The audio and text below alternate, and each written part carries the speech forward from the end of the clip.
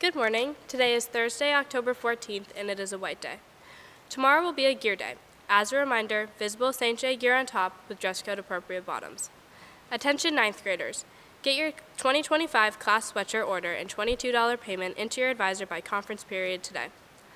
Academy Theater will meet today after school from 3:30 to 4:30 in the black box. Remember, rehearsal will also begin on Thursday next week, but will then return to Tuesdays after that. Please email Mr. Walker with any questions. Come join the outing club for the last rock climbing trip of the year. No experience is necessary and all are welcome. Go to Campus Life today to get your permission slips. The trip will leave from Burntview Drive at 9 a.m. on Sunday, October 16th. If you have any questions, please find Mr. Holden or Mr. Bowen. Dare to explore. Today, lawn games with Mr. Moore will be starting at 3:45 instead of 3:30 on Stowe Green. Knitting Club is canceled for this week. Stay cozy and we'll see you next week. Calling all detectives, sleuths, and gumshoes. Discover St. Johnsbury is debuting a new downtown scavenger hunt this Sunday.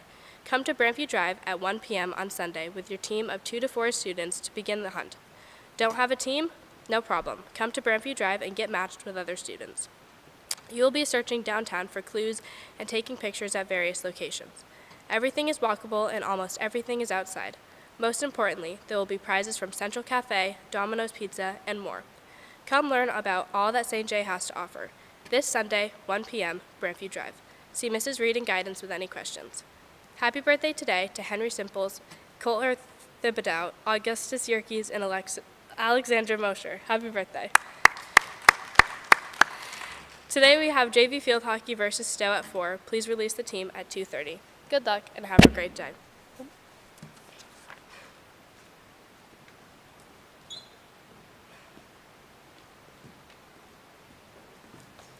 Thank you, Ashley. Good morning, everybody.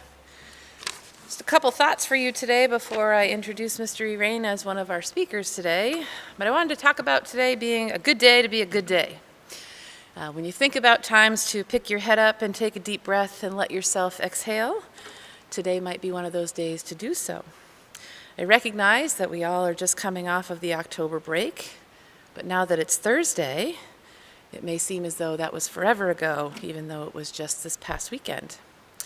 But I wanted to remind us of good things, because oftentimes it's easier to focus on the not so good things when we're tired and we're run down. I stopped to ask my team the other day about a couple of things. Experiencing a couple of losses, it's easy to focus on what's not good. But what I asked them was, let's remind ourselves what's our why. Let's think, let's refocus, let's recenter ourselves. All good questions, I think, for us to ask ourselves as teachers, as advisees, as students, as teammates, and things of the such.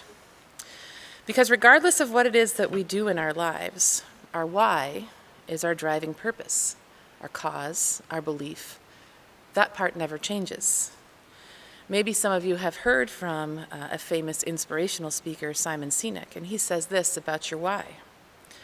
All organizations start with why, but only the great ones keep their why year after year. He says those who forget their why, they're found to show up to the race every day to outdo someone else instead of outdoing themselves. When we think about what our why is, we think about the things that make this place great every day. I believe this is an organization that knows their why. So to you seniors who have shared your college essays, who are working so tirelessly on your capstone ideas, please know that we're so proud of you on working on that greater good and walking these hallways each day, bringing something forward that helps us establish and reestablish that why. I can't wait to see you on your capstone day, shining a little bit brighter, standing a little bit taller, knowing how well and how hard you've worked on that research. And for the whole school community, we're happy for all of you that we've begun to think about some of the things that we can do for Spirit Week this year. Your preparation and your advisories are already happening. The look forward to next week's festivities is beginning to bubble a little bit, giving us a little bit of a lift. One that causes maybe a little bit different work, but work that has always come together to magically bring individual classes, advisories, and the whole school community a little closer together, a little closer to building our why of who we are. And to you teams out there who are busting your butt every day, preparing for games in these last weeks before playoffs, you make us proud each and every day that you take the field in effort to represent us.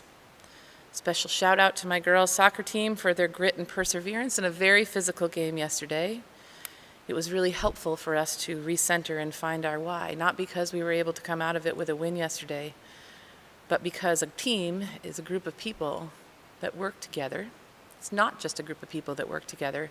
A team is a group of people that trust one another. And we found that trust again in ourselves yesterday. So to all of you who are getting it done every single day, there's no question that things can be hard.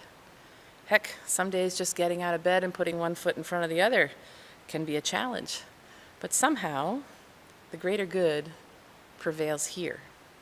And that's a tribute to the kind of people who are at the very heart and soul of this institution, to the faculty and the staff, to the administration, and to the students alike. We want to make sure that we say thank you to you each and every day. So today we want to be thankful for little things, the little things in life that we don't want to forget. And we want to make sure that we continue to look up, find the sunshine, even when there's clouds that hide it. Special thank you to the guidance staff yesterday, Mrs. Hale, all of the teachers that supported getting the PSAT and the SATs together. There's a lot of things that need to happen in order for those things to go smoothly, and it's important that we take time to thank them, to making sure that things like testing go well. So I appreciate all your work. Know that it doesn't go unnoticed, and we look forward to getting the results, I'm sure, right? A couple late announcements for you. The boys varsity soccer team lost to CVU 3-2 in overtime on Tuesday, and the JV boys lost to CVU 6-3. However, the varsity girls soccer team beat St. Albans yesterday 2-0. Sophia Shippey scored on a cross from Hannah Amadon in the first, and again in the second, Sophia Shippey scored unassisted. Hayden Wilkins had 11 saves on the day, so congratulations, girls soccer. And without further ado, Mr. Rain is here to talk to you today about a special opportunity this evening. So please welcome Mr. Rain.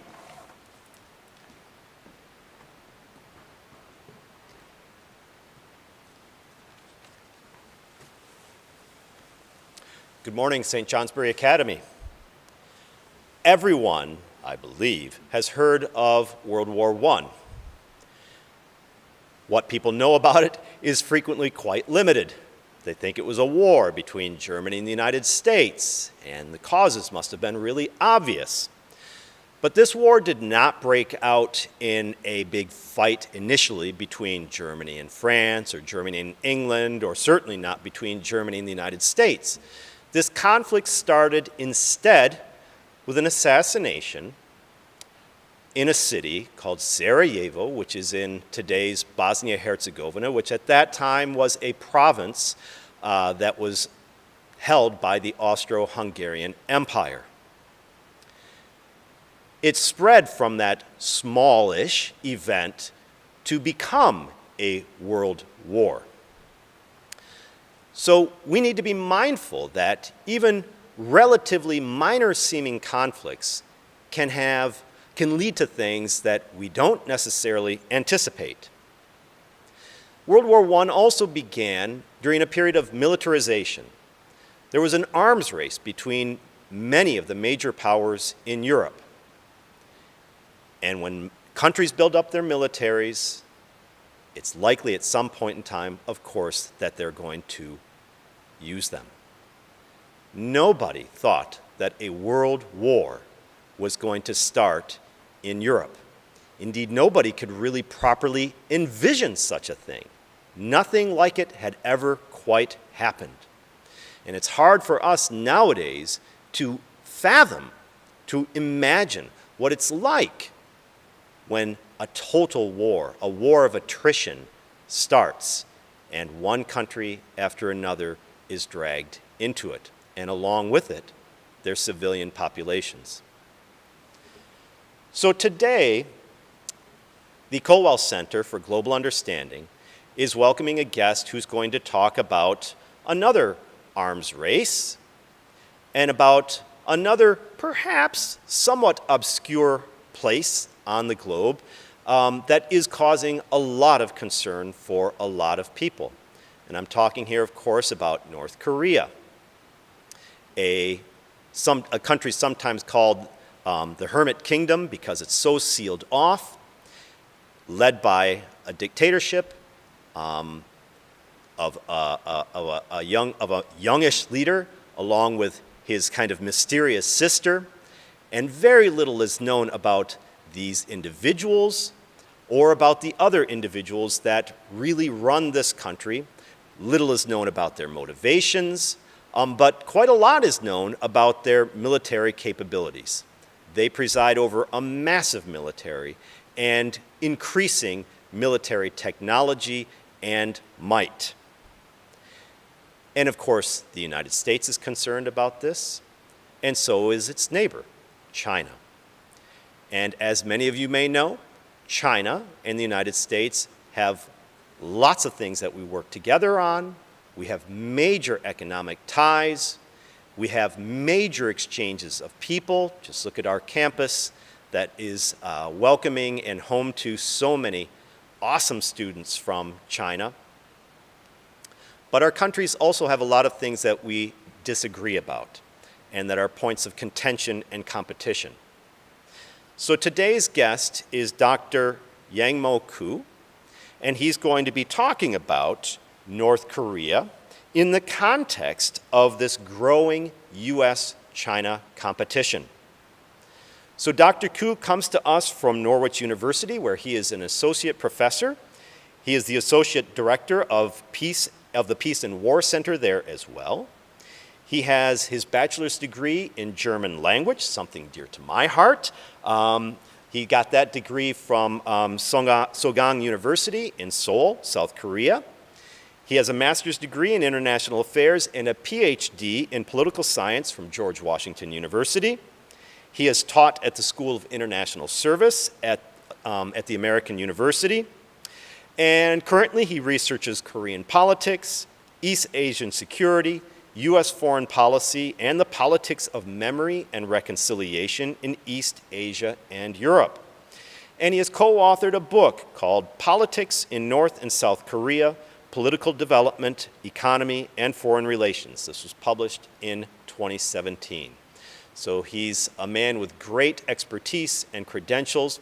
He is joining us at 7 o'clock in the library, fireside, and this is open to all students. The space is limited, so we encourage you to get there early, and we look forward to welcoming you and your curiosity and your willingness to take advantage of this opportunity to learn. Semper Discens. I look forward to seeing you there. Thank you very much.